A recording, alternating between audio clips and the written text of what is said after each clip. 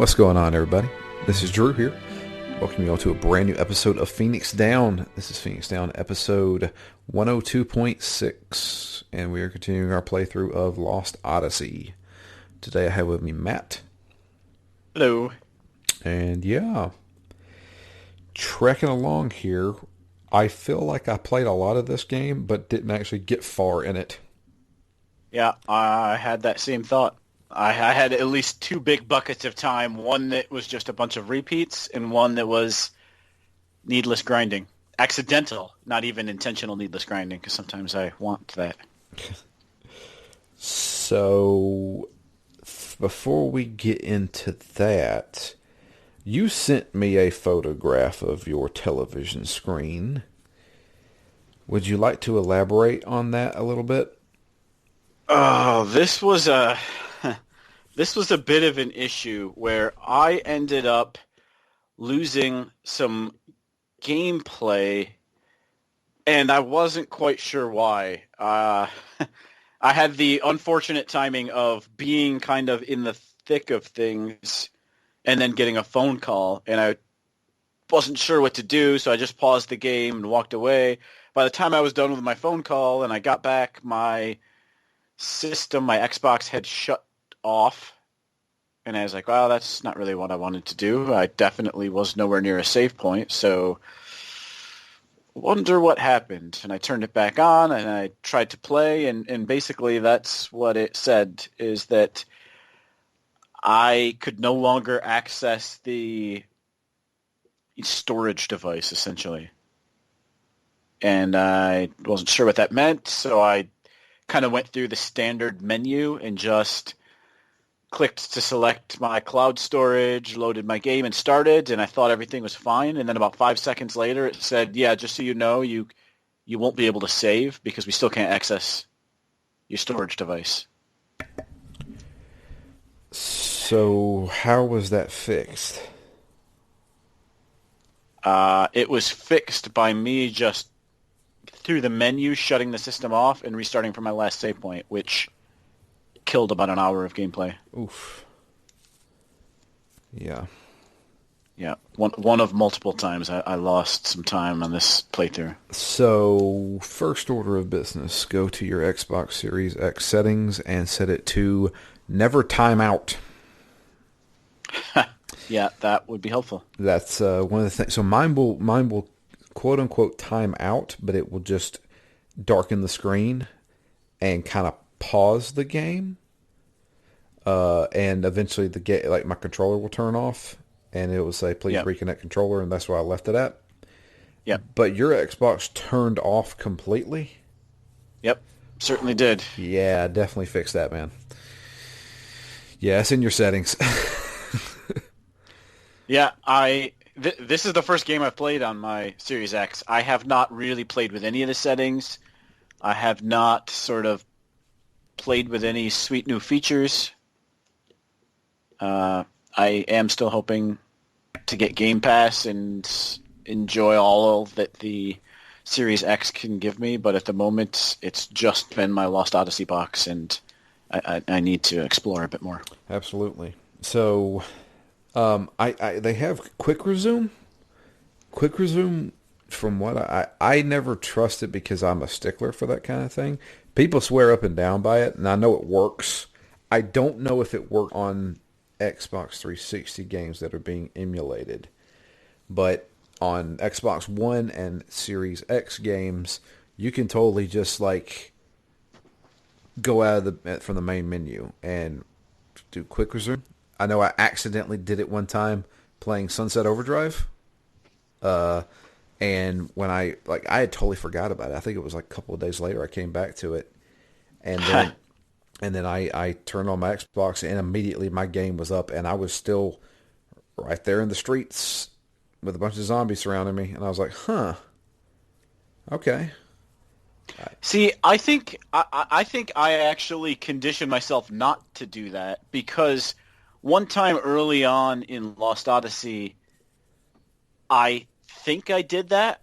I think I even went farther than that, though, and actually like shut my system down or put it to sleep. Yeah.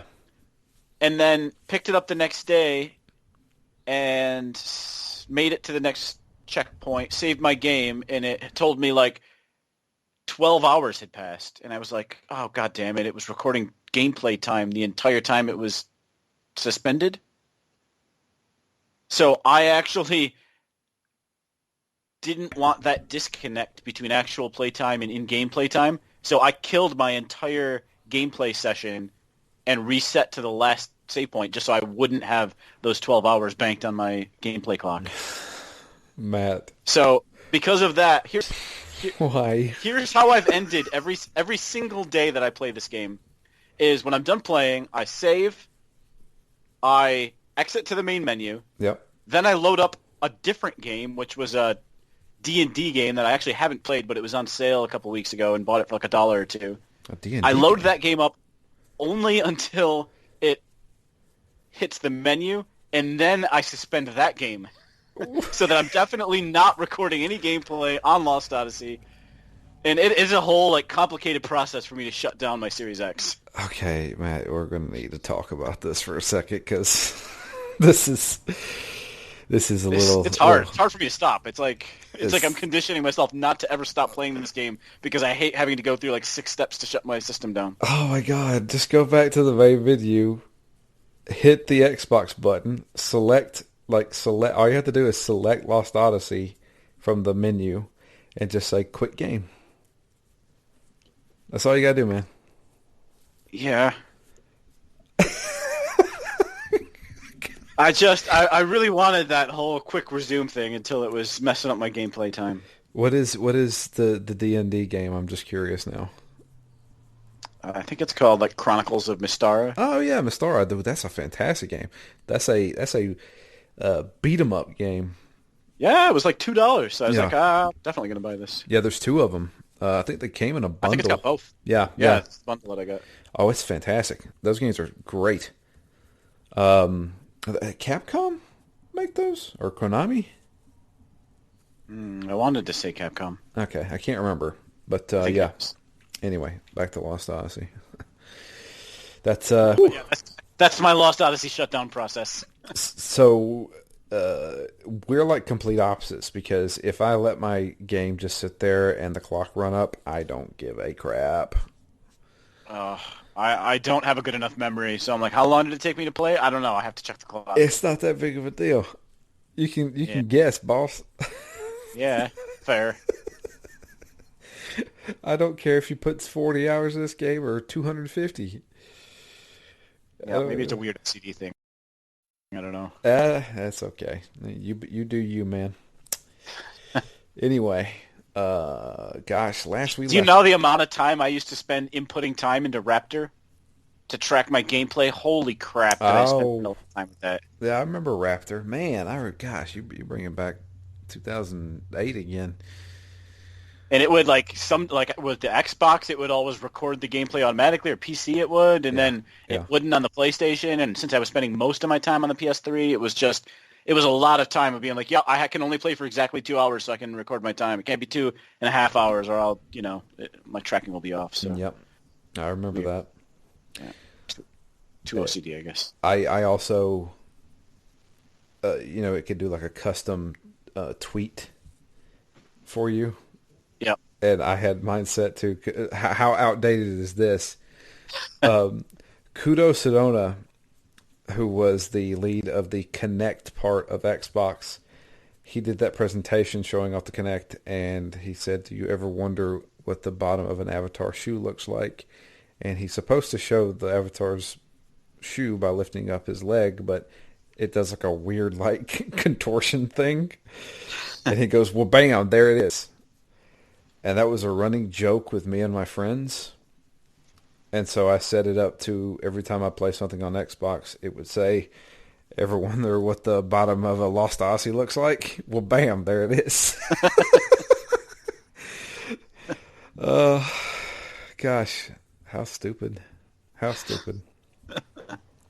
The glory days of 2008. I swear, man, that was Raptor. Gosh, whatever happened to Raptor? I'm sure it shut down. Yeah, definitely did. I was with it until the last days trying to export my gameplay logs. Man. Anyway, back to Lost Odyssey. Last we left off, we had made it to the cave where the train had crashed that had Kyle and Sarah on it, and we go down into this cave. And I remember I started the cave and got wiped, and I was like, "Well, looks like I got to grind some more." And that's exactly what I did. And it's not very fun when you have three mages and a pseudo mage on your team, and that's it.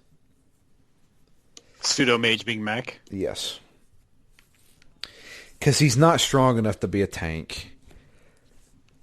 He's not yet a man, but not really a woman or a girl. He's on the cusp. Yeah, I don't know that song.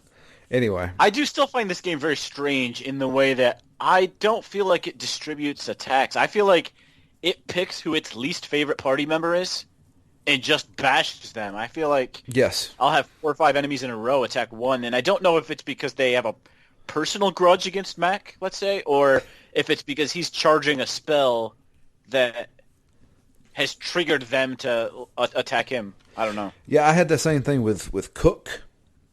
Yeah. A lot of the monsters in this dungeon, particularly, really wanted to go after Cook, which was fine by me because he was in the back row, and it was doing like 40 damage.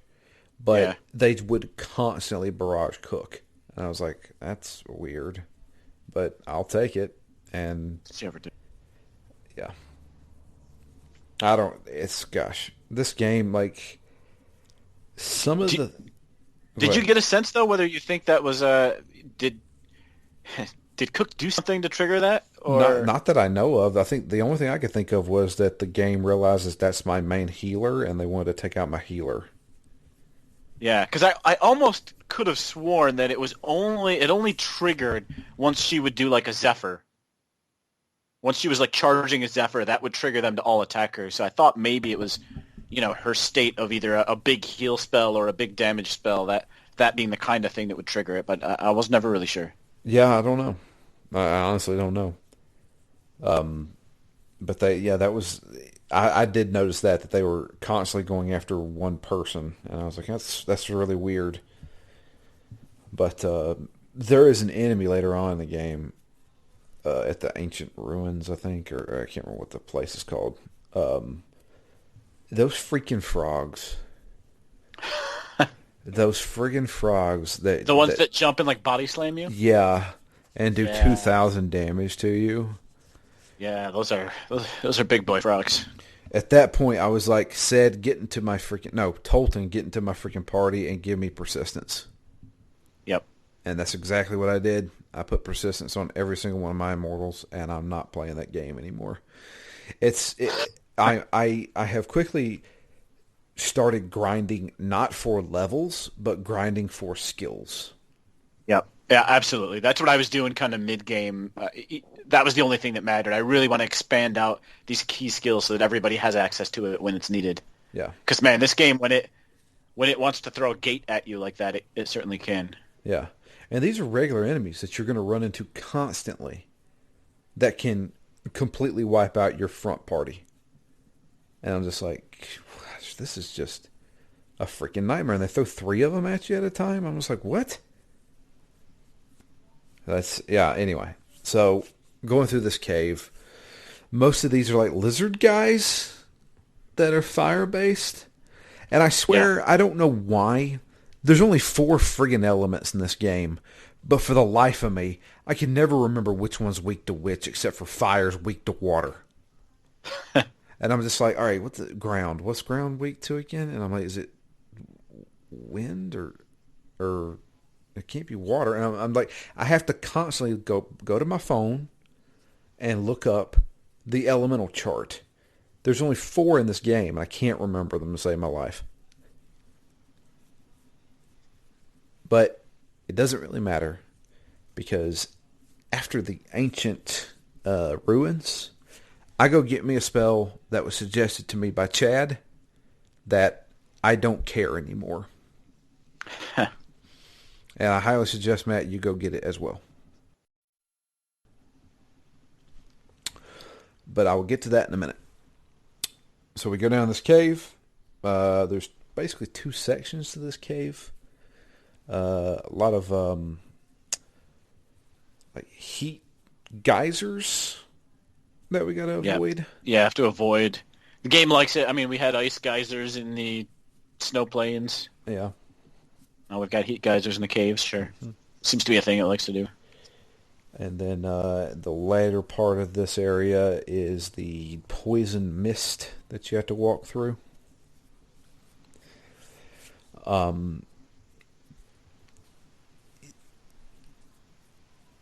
Okay, I was gonna say that these later dungeons aren't as open slash confusing, but then I say that, and then we're going to the ancient ruin area. Yeah, I mean, I didn't have a tough time with the ancient ruins. I didn't either, but man, do I tell you, those were 2 hours that I was just pissed off, annoyed the entire time. Yeah, I was about an hour in when I paused my game and took a phone call and lost it, and then I and then I got the message from you, and I was like, "Oh, great! I haven't even actually really broken into it yet."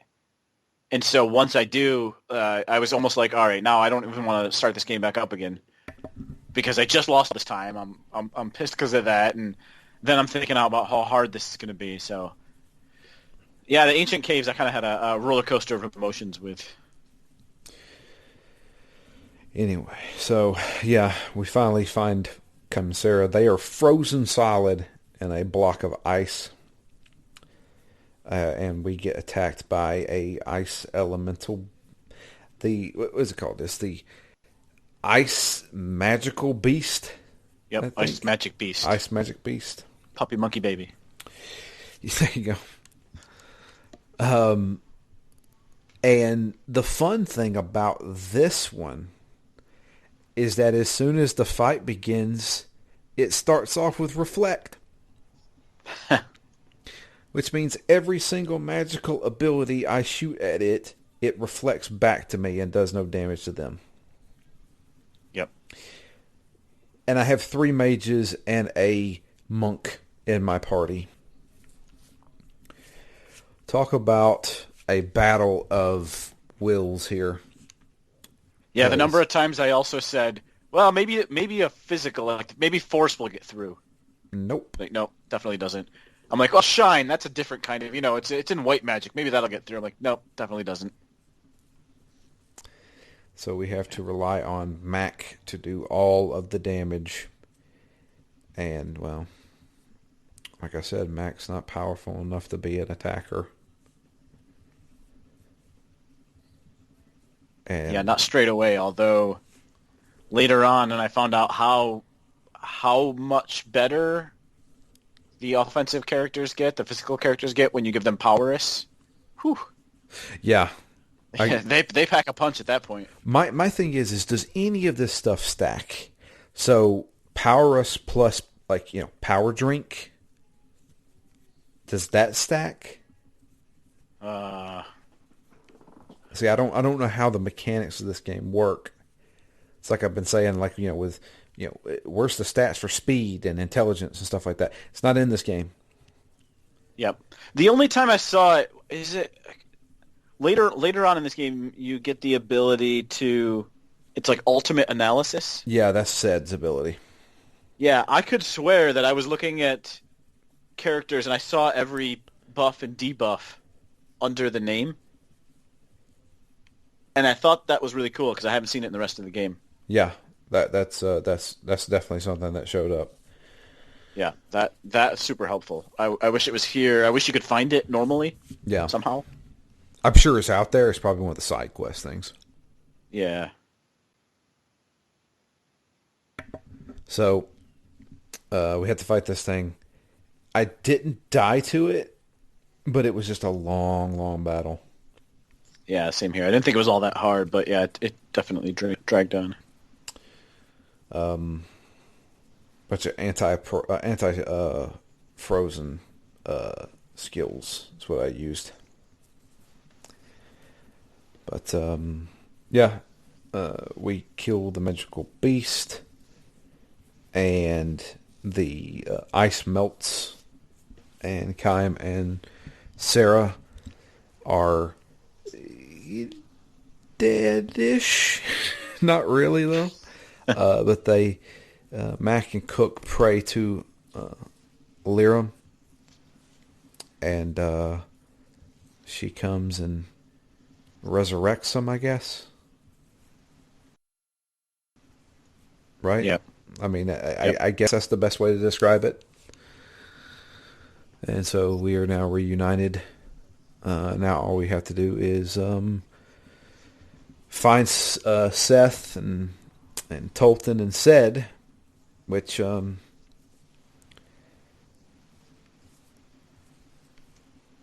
the life of me, I can't remember how we run back into them. I know that they show up on the ship. Yeah, I know they like save us at some point. I think doesn't it just like rise up out of the water? Like here? I think so, yeah. Gosh, I can't remember Because they're in the now. caves. Yeah, I thought it was just kind of at the pool next to it. Okay. And then we hop on board the Nautilus. Yeah, it just says, just then from the floor burst the Nautilus. Okay. Seth said and told all in good spirits. Oh, good. So we're all back reunited. So begins me teaching every immortal double SP, and then eventually you get double experience. I believe at level 40, Ced learns double experience. Mm.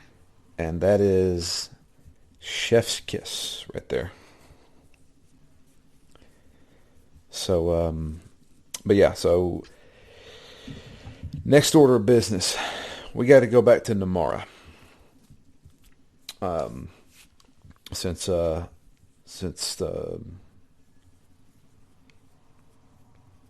geez, Gongora. I was going to say Golbez. God, I'm playing Final Fantasy. Gongora has, attempted to take over the world. We're going to have to regroup somewhere. And so Mings says, well, why don't we go back to my hometown? I have left it.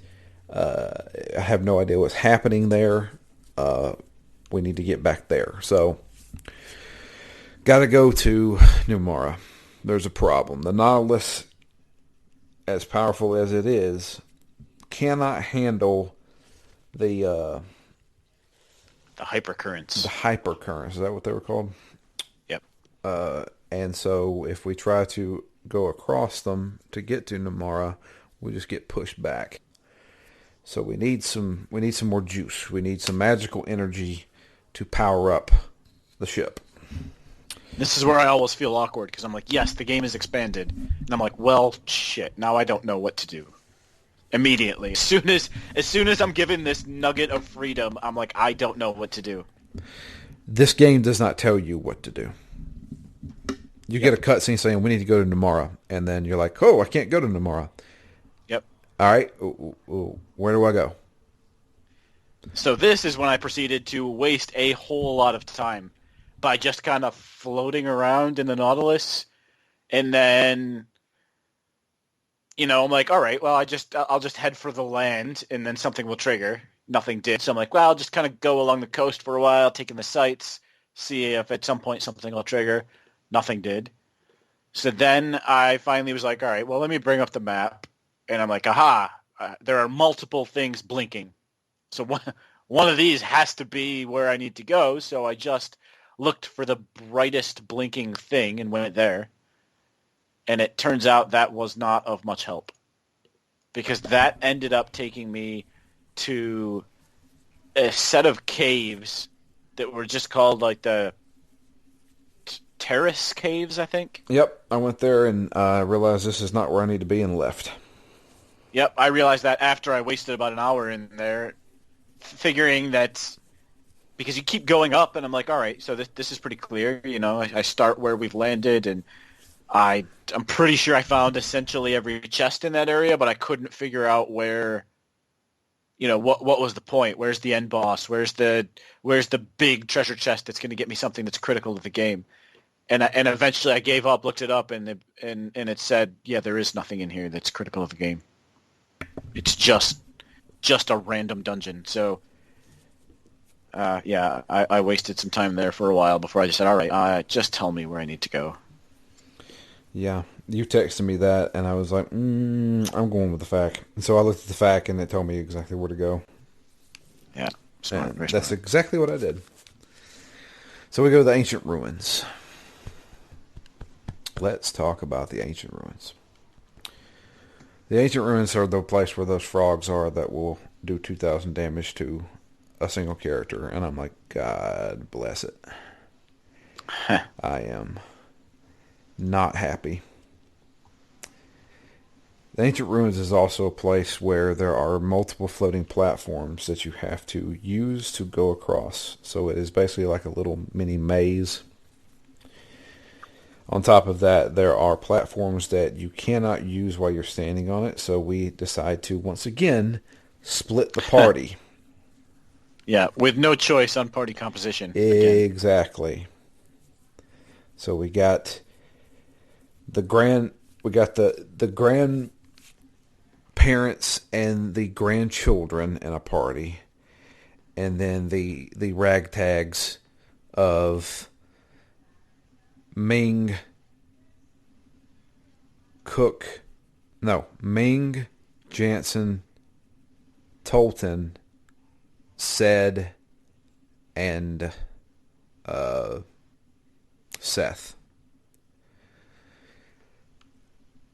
And for some reason, I kept getting into a ton of fights with Kime, Sarah, Cook, and Mac, and I'm like, I hate this party. Yep, this is not my preferred party composition Yeah. by any means.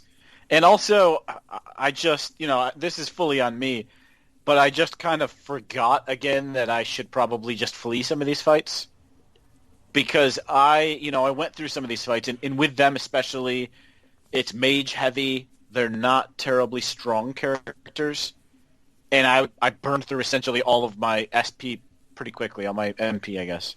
Right. And and I'm just left with like parties that can't do anything. And well, I guess I was somewhat saved by the bell and then lost my whole gameplay session. But on the second playthrough, I just realized I'm like, yeah, there's no. I mean, yes, I want the levels. Yes, I want to grind with these characters, but no, do I not want to be in a position where I'm using up my last items and I'm completely out of magic capabilities, and then all of a sudden they throw a boss or something at me, and then I actually just have to restart. So I have decided to come prepared for everything. I own about 60 mana capsules, which I believe fills 250 MP. So even if I don't have Cook in my active party, I just go to her and say, heal everybody. And then if she's running low, I'll just give her a mana capsule. Yeah. So there's two things, but to flash forward just a little bit, where I am in this game is I'm just grinding. I'm ready for the next big section almost. But there's definitely some abilities I still need to gain. The one other thing I desperately need to do before I go back into battle is find a vendor because I need those mana capsules. I also don't have any resurrection items at all anymore, and I haven't for a while. Well, you can easily do that by just going to the world map. So after the ancient ruins section, you can just travel wherever you want to without having to worry about getting on a ship and going somewhere. Yeah, yeah, and I So did that. I went into Numara, so I just need to actually spend my coin. yeah, yeah. So yeah, party splits, and we are now activating elevators and platforms for the other parties to get on and eventually, hopefully, loop back around. This place is 3 sections, and I'm just like, oh my god, it just keeps going. And it just kept on and kept on, and we'd get back together, then we'd separate again, and I'm just like, really? Uh, I never, I never actively got lost. At the same time, I never actively knew what I was doing. Yeah, it was one of those types of dungeons where I just went as far as I could, Yeah, and then when I realized I couldn't go any farther, you switch and then go as far as you can with the other ones. that's exactly what I did. And I was like, I really hope they don't throw a curveball in here and like that second platform was the one I really need to be on. I was like, surely to God, this game doesn't allow me to screw myself over. Surely. Yeah. And either it doesn't or I was just dumb luck. Yeah, no, I don't think it does. So I didn't really have any problem with this section. I thought it was a bit of a change of pace. It was a little bit more meandering than I necessarily wanted it to be, but I don't know. I didn't have a huge problem with it. I was able to handle most of the fights too. Like I didn't run from any of them.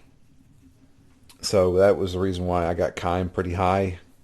Was Mm. because I was kind of like forcing myself to fight them. But luckily I had Sarah who has turned out to be a pretty damn good mage for me. And I just, refer to the elemental chart and hit him with the elements.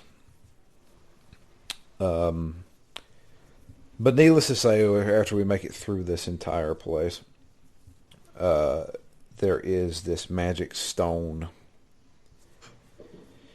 And They make a comment early on in the dungeon that like, oh, that can't be it. That's too small. So I was imagining some giant monolith at the top of this thing, yeah, and then when you finally see it, it's still tiny. it's the exact same size. Yeah. You can hold it in one hand. Yep. But anyway, Size of a hamburger. so we find it. And of course, Jansen's like, oh, I'll go get it. Of course, everybody's like, no, don't go over there. And of course, he just ignores them. Yeah, It's pretty like, good Jansen moment again. no, all right, look, we need Just this, right? Didn't you say we needed this? And he picks it up, and of course, well, he summons the guardian of this area, which is a boss fight. yeah, very intricate name of ancient fiend. The ancient fiend, who has two friends with him. And yeah, you need to take out one of his friends first. I took out the Yep. left one because it was, oh man, what was it doing? It was constantly doing something. Well, yeah, there was a lot of I don't want to say interesting, they weren't particularly interesting, but they were slightly different. Like they one of the abilities was that they kept switching your party. Yeah, they kept switching the front row and the back row. Yeah. But with with the buffs that I put on all my characters, at that point I was still using Cook, and she can just basically, so she has an ability called Cover and Covera, which basically the next attack will nullify whatever it is, no damage whatsoever. So as long as I kept one of my bruisers with cover on it, I was okay. I have since abandoned Cook. Yeah, I think before the last recording I abandoned Cook and basically have stuck with that strategy of saying Sarah and Ming are the ones that were introduced later. Therefore, I think they're end game mages, and Cook is a beginner mage. So that, for better or worse, was my thinking. So I haven't really used Cook, and I've barely used Mac other than when they make us use them. Yeah. So, yeah, I beat this one. Didn't die at it or anything like that. It was challenging, but Yeah, again, took a long time. it did take a long time. That was when I started realizing, hey, the power hit is actually pretty devastating. Do you like that better? Initially I was going back and forth between power hit and combo, and I ended up going with combo just because sometimes they'll dodge, and I figured at least combo I have a chance at getting half damage in. I have never had an enemy dodge my power hit. Now, Mm. with combo, power hit, I feel like every time I see power hit, I notice that both Seth and Kime heal when they hit with it, and that's because I have it set to where every time they critical, they heal themselves a little bit. I get the feeling Mm. power hit is always a critical hit. Yeah, it's an insta. Okay, Yeah, not 20. I think that's what it is. But once again, I couldn't tell you because they don't describe anything in this game. They just say it's a very powerful hit, and I'm like, okay, all right. I assume that's better than a regular hit. Let's go with it. No, it definitely is. And if you give them power Yeah, no, I drinks, know. yeah, oh man, it's if I give like at this point, my strongest character in the entire game is Seth. Mm. Seth's power hit with a power drink on her buff is like guaranteed 1,000 damage, if not more. Yeah, I think my favorite was using Power Wrist on Kime and then doing the combo because it was doing, at least on the Arthrosaurus or on the dinosaur or whatever, it was doing 950 per hit for 2 hits. Dang. And I was like, ooh. I mean, it wasn't as much as Tolton's single hit, which was 1100 for just like a straight attack with Power Wrist on him. But, but the fact that it was doing it twice, I mean, that we'll get to that dinosaur fight, but man, that was eye-opening once I realized how much damage you can do when you combo a couple of these abilities. Yeah. So yeah, get a little cutscene afterwards after the boss fight, and I can't remember who it was. I think it was Seth tells Tolton, you see, he did that because he was brave. You need to be brave like that. And I was like, no, he did it because he's fucking stupid. Yeah. Also, I like the part, I think it must have been right before that, when after the whole fight's over, Jansen just goes in to touch it again. Yeah, And then they tell him, like, oh no, what did you do? And he, like, freaks out and jumps to the floor. that's right. I remember that now. And then it was, yeah, Kime takes it and then throws it and says it'll blow up or something. And then I think that's when we're back on the Nautilus, though. Yeah, it wasn't Kime. It was Said. Said throws it at Tolton, and Tolton dodges, and Yeah. and Jansen dives to catch it. And of course, why didn't you catch it, Tolton? He's like, you said it would explode. Yeah, he hasn't really learned much. I'm starting to like him though. He was Yeah, he I was mean, just a gullible idiot, but I feel like he's actually a legitimate good guy now. now he's our gullible idiot Yeah. instead of a patsy of Gongora. So yeah, now that we have the magic stone, we are able to upgrade the Nautilus to where it can now traverse the hypercurrents. So we can go wherever we please now. And the first order of business is going to Nomara. But when we start pulling up to Nomara, we notice, oh crap, some of Gongora's monstrous thugs are there. The giant dinosaur creatures. And they Is this are... when it breaks out of the encasement? I think so, yeah. And they start attacking. They start charging toward the city of Numara. And we have a boss fight with one of these things. It has an ability called Heat Breath, I believe, that attacks a row. And if it attacks the front row, which is Kime and Seth for me, it does some significant freaking damage. If it hits the back row, 400 hit points, no big deal. I can have said use 2 healing items, and bam, we're back to normal. But it's random on when this does this. On top of that, it also has a regular attack. Its regular attack is not that powerful, but what it can do is instantly petrify you. Yep. So, we have a boss fight. I beat it. Then it pops up saying, would you like to view this tutorial? I'm like, okay, yeah. The tutorial then explains that there are actually 4 more of these bosses you have to fight. They are all slowly, Godzilla-like, going through the ocean and walking toward the city.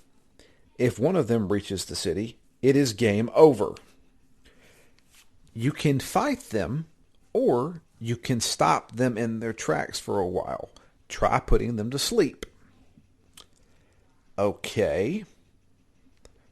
This is weird, but I'll give it a shot.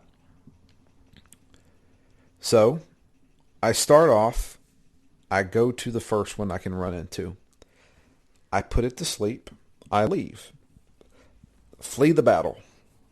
When you flee the battle and you put one to sleep, the icon on the map is now turned from red to blue.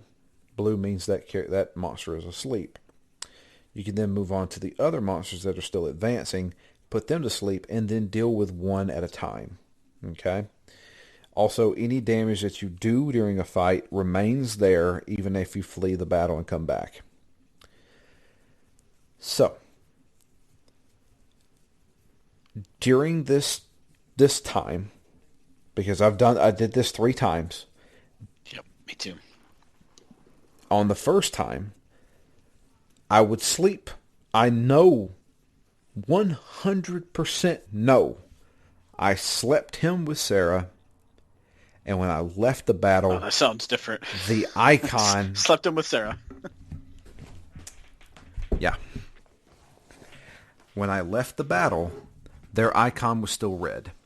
Now, at this point in the game, I did not realize that red and blue... I mean, obviously there was something different, and I was assuming that it was... All right, that one's asleep, or I've went and did something to it, or something like that. For some reason, the icon did not turn red. So I continued on to the other monsters. There were 2 monsters that I slept that they did not turn blue, and I could not figure out why. I know I 100% put them to sleep, guaranteed. But for some reason, the game just said, nah, you were kidding. Yep, it didn't actually stick. That happened to me all the time. Yeah. I had to cast sleep 3 times in many of those fights before it would stick. So, I don't know if the game was just acting weird, but anyway. There was a hitch, though. You could actually tell when you cast the spell. So, when you would cast sleep... So, the strategy I was using for, by the end, was to have everybody ahead of Ming defend, so that she would go straight into her attack before the Arthosaurus would. And so I would have her cast sleep, and it would do this thing where it kind of like falls forward, not on its face, but it kind of slumps forward. Yeah. If it just stayed slumped, it was asleep. But right before it would cut away from it, sometimes it would hitch its legs a little bit and pull its head up, say a foot. Okay. And that was the indication that the sleep spell didn't take. So I would just go through to the whole thing again, hit it with sleep, and it would slump forward, and then it would hitch up again, and then I had to go through it a 3rd time, and it would stay slumped, and then I was like, all right, now I can exit and go on to the next one. Okay, see, I don't know why, but it definitely sometimes took 2 times, sometimes took 3. Well, needless to say, the first time I did this, I killed 3 of them, and one of them, I mean, I was on its tail, and it touched the city. Game over. I'm back at the very beginning of this. And I'm like, oh my God. I even said it aloud. My wife was there working on her computer, and I was like, motherfucker. And she was like, what is it? I was like, I gotta do this bullshit again. She's like, are you okay? I was like, yeah, I'm fine. So, round 2. Start it up. I go to the first monster. I prepare, just like I do with everybody, to get ready to sleep this monster. This monster uses heat breath back to back. Yep. Kills my first row, kills my second row. Game over again. I thought that was just me because I lost an entire playthrough on this section as well because he ended up casting it 6 times in a row. And I was like, well, there's nothing I can do. I can't keep my characters alive through that, and just died. At that point, I then saved my game and turned it off and said, I am done with Lost Odyssey for today. I came back to it the next day with much trepidation in my heart and did it and played it the safest I could play it. I put them all to sleep.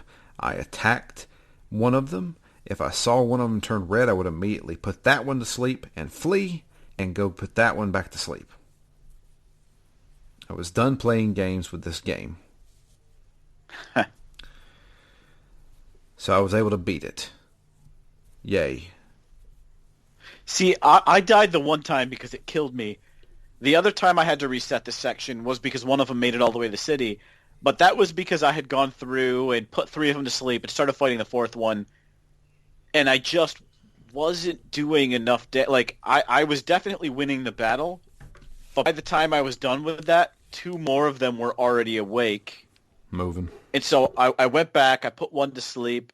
Then I started fighting the other one that had woken up. But by the time I was done with that one, I could already see because the map is still present and they're still moving while you're fighting, which killed me because the last one that had been asleep before had woken up, and it took me so long to kill the one I was fighting that it just made it all the way to the city. And I was like, even if I can just bounce back and forth between them when they're asleep, I'm like, I don't feel like I'm doing enough damage to juggle 3 or 4 of these at the same time. So I just kind of looked up the fight strategy separate from like the sleep and the map strategy. What should I actually do to take these things down quickly? And that's where it had the recommendation to use Powerus on. Basically, it was use this specific party formation so that you have 3 melee characters and 3 characters that can cast Powerus, and then all you're going to do is power up your 3 frontline people so that I was literally doing 4,000 or 5,000 damage a round, maybe more like 5,000 to 6,000. Damn. Yeah, because everybody. So I had Tolton doing 1,100 or so. I had Kime doing 1,900, and then I had Mac doing about 1,200 with his combo hit powered up. Wow, you pulled Seth out?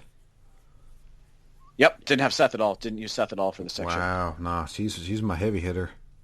So I used those 3 to barrage him with physical damage. Then I had Sarah just also casting Powerus, and then I had Ming constantly putting the Arthosaurus to sleep, even during the fights where I was fighting him, because if you put him to sleep, he'll skip his turn. So he never gets to cast Fire Breath. So on the rounds that went well, he never attacked me once, because he just slept through his turn, and then I did 5,000 or 6,000 damage to him. See, so I was never able to do that properly because I would always get an attack in after sleeping him. Yeah. So, but I was able to finally beat it. Yeah, I really realized the power of stacking those abilities in that fight, though. So, and then on my 3rd try, I finally beat it. So did you continue on, or did you stop right there? I continued on a bit further. Okay. So we go into Numara. Everybody recognizes the Queen's back. Yay. And they're like, thank you so much for stopping those monsters for us. No problem. And we have to go back because the bridge is out that leads to the city proper. Or right there at the port area. So we can go back to Mac and Cook's home which is what I do.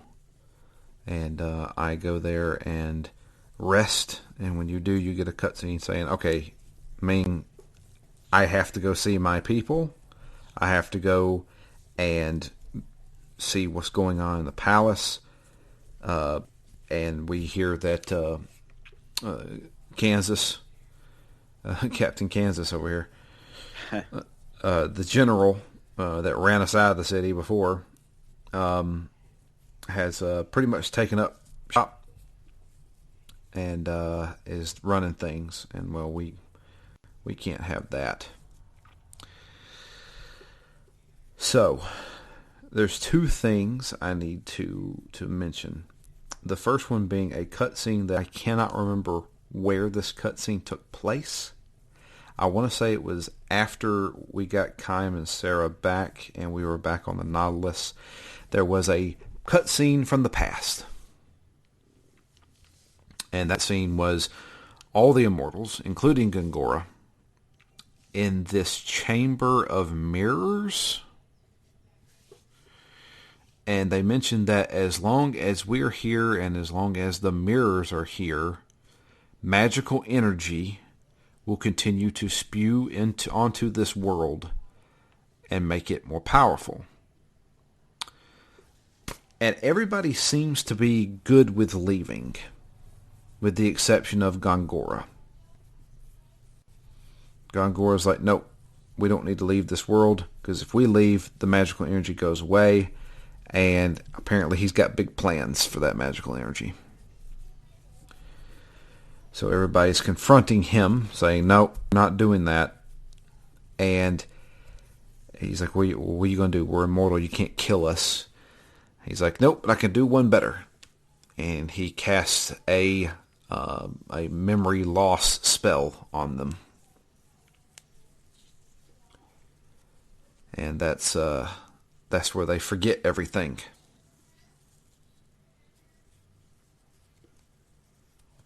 Right? Yeah. How did that tie in? Because I remember that cutscene, but there was also the cutscene of where the Arthrosaurus gets frozen when the queen chooses to give up her memories. And then it's only after she's got these all back that she says, oh, well, the Arthrosaurus is now unfrozen because I've gotten my memories back. It must have been after we got to the Nautilus and Ming's like, yeah, I remember what I'm doing now. I remember everything. And that's when... I think Seth is like surprised. She's like, oh, the queen, you have your memories back. Yeah. Yeah, I think that's what happened. So, I still don't know what's going on here. For some reason, I get the sinking feeling that Gangora is actually not a bad guy. He's doing a bunch of bad things for the right reason. Oh, you think the right reason? I was going to say I think he started off with the right idea, but then was corrupted by the power. Possibly. Like that could be it too. I feel like he is just so desperate to do something that we don't know yet that he'll do anything to make sure it happens, which, turns a person into a bad guy. But I think he had the right intentions. The path to hell's paved with good intentions. Yeah, poor misunderstood Gangora. Yep. He could be a little bit less evilly, though. He does have the maniacal laugh down pretty well. Yeah, laughing on into the night is not a very good look for you, Gangora. On his speech, between the maniacal laughs, the eyebrow raises, the smirks, I mean, there's no way anyone would confuse him with a noble, pure of heart paladin. Yeah. So, Matt, I know you saved here. I do want to at least bring up the next thing that happens. The next thing that happens will be a few cutscenes and then a boss fight. Now, I did this today, I just went into the boss fight. I don't know how anybody does this boss fight. Excuse me. I don't know how anybody does this boss fight without doing what I had to do. Yeah, it's funny that you tried it because I didn't quite make it that far. So I actually never went back to Cook and Mac's house. I just kind of wandered around Numara, and I was trying to decide. I'm like, oh, should I do some side quests? Should I just find an item shop and stock up? And then I just went towards the palace because I'm like, all right, well, I know that's where Kakanis is, so I'll head to the palace. I got to the outside of the palace, hit a cutscene, I think the same one where the queen's like, oh, I need to confront him, and I'm going to go do this by myself. So then I saved it, and then I went and started doing some grinding to get the components that I need. Okay. So for anybody listening that's playing along with us and hasn't made it to this point yet, it is imperative that you get an item that teaches your immortals nullify fire attacks. You can find this by doing a very small side quest. You have to go back to Ura, get a dream, and you will get a hint, one of those treasure hints. First dream in a while. Yeah. And then you go back to the old sorceress's manor. Yep. And then you'll find the item there. It's in the courtyard. So go through the main door, then go straight. Go through the little courtyard area with the little small hedge maze, and it's right there on the right. You pick it up, and you learn that ability on all of your immortals. It teaches you to nullify fire attacks, because there is a massively devastating fire attack in the next boss fight that will just completely wreck your party.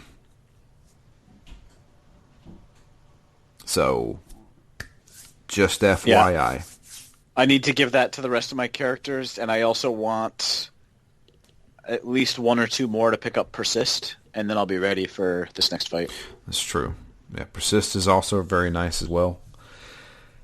The other thing I went and got, which was a suggestion by Chad. He sent me a DM on Twitter telling me about this. If you go back to the village where Kaim and Sarah used to live a long time ago. Can't remember. Is that Tosca Village? Tosca Village. Tosca Village. You do that little mini game where you run around and try and find all the statues. Ah, that's why I had it. I was like, yeah, I already had this Medusa's head. No. The Medusa's head is not the important thing. The Medusa's head you can be found at any time there. It's behind the waterfall at that village. Now, the important thing is doing that little statue quest. Find all 16 statues, and you will be rewarded with a magic ability called Gamble.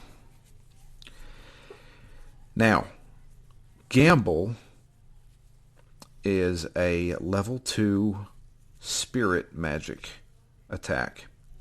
It does no elemental damage, which is fine. In fact, that's usually pretty good because it's just damage. It doesn't matter. Yep. And it is a gamble. It only costs 10 magic points to use. And the attack power ranges between, I've seen it as low as 38 hit points to 2,010 hit points. Wow. I have taught that to all of my mages, and I am exclusively using that for the rest of the game. Because while 38 sucks, there are plenty of times I'm doing well over 1,000 damage with just one attack. It is really, really good. So I highly suggest those. I did that quest, but I only got like 12 or 13 out of the 16. Yeah, go back and get all 16. Trust me. But that is where I will stop talking because Matt, you haven't made it any farther than that. Yep. Just mid grind at the moment. But we are really close to the end of this game, I would assume. I think we've got one last big dungeon to go through, and then it's to the end. So we'll see. I'm going to try and do it this week and finish this sucker up. Yep. I'm dedicating quite a lot of time on Saturday to just... I assume that I'm still going to have this like section of grinding, then I'm going to fight this next boss, then I feel like I'm probably going to go grind again, so I'm going to set aside some extra hours so I can make sure that we finish this weekend. Okay. All right. I will do the same. We do have an email. Comes in from Chad.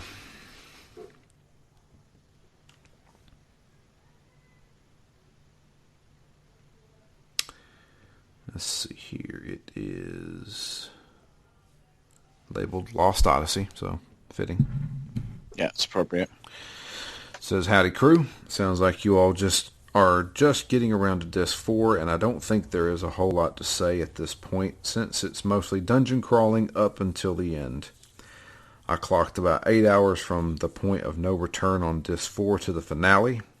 The final dungeon is long and split into multiple parts. I hate to say it, Drew, but I think you will really struggle with the final boss, but I could be wrong. Great. Oh, 8 hours just from the point of no return. Whew. Yeah. I'm pretty sure when you... So, it's not really a spoiler. We're going by a fact, and the next part is Grand Staff. The Grand Staff is broken into 4 parts. And I know for a fact that when you go to Grand Staff, it will pop up saying, this is the point of no return. Are you sure you want to go here? Still scarred from Mass Effect 2, seeing that pop up on my screen, but I'm ready. Who will die? I don't know, but I'll live through it. Everybody survived except for Thane, and I said nope, and reloaded and fixed that. I said, sorry, mate. This is my playthrough. You don't survive in my story. So who all died? I can't remember. Yeah, I don't even remember on my real, quote-unquote, real playthrough. I lost at least 3 people. I lost 3 people, I think. And I said the price was high, but we won. No. If only Ashley would have died, because she got on my damn nerves. Anyway. On Disc 4, there is basically a ruins area you have to get through and then the final dungeon. However, there's a lot of optional excursions available as well. There are several optional areas you can now access for treasure hunting and grinding, hidden treasure clues you get from the NPCs, optional bosses like in the old Final Fantasy games, Tolton's Royal Treasures, Auction House, Battle Arena, and even a pair of glasses you can equip to find even more hidden treasures. I did all of that stuff years ago during my initial playthrough and just went straight for the final dungeon this time. I ended up with finishing the game in about 45 hours. So I'm well past that at this point. I would say... I'm at about 40, I think. Yeah, I think I'm like 48 at this point because I grinded for a while. I would say it's more about how you set up your characters versus grinding to make it a little easier. I use spirit magic a lot. I often buffed my melee fighters with Power and leaned heavily on the Gamble spell, which is a level 2 spirit magic you can get from the Kelolon statue hunt in Tosca Village. It basically became the only offensive magic spell I used throughout the game from that point.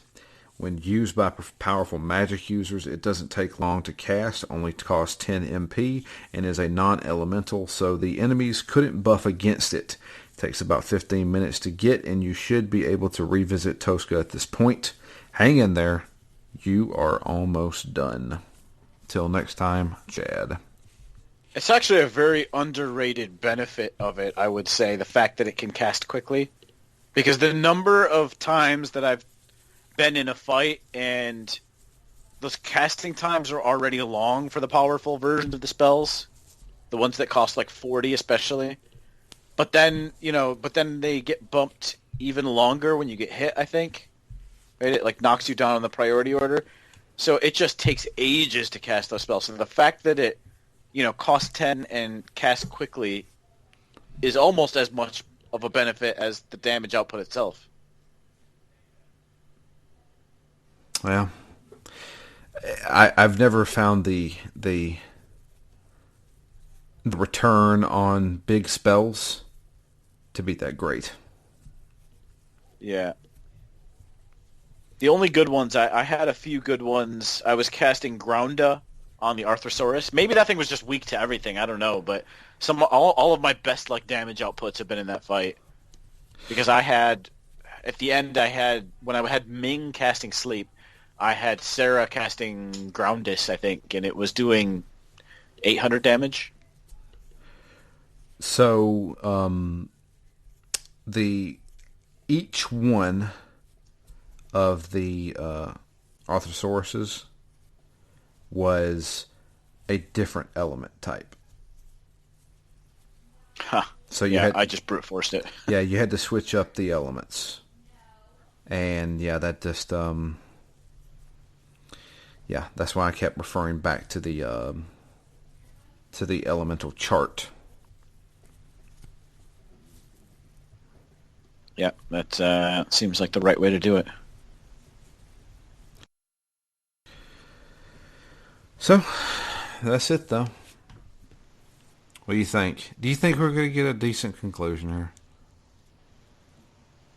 I think we're going to get a grand battle at Grand Staff. I do not think there's going to be a big story payoff. You don't think so? No, I think we just got really excited by all those sci-fi options.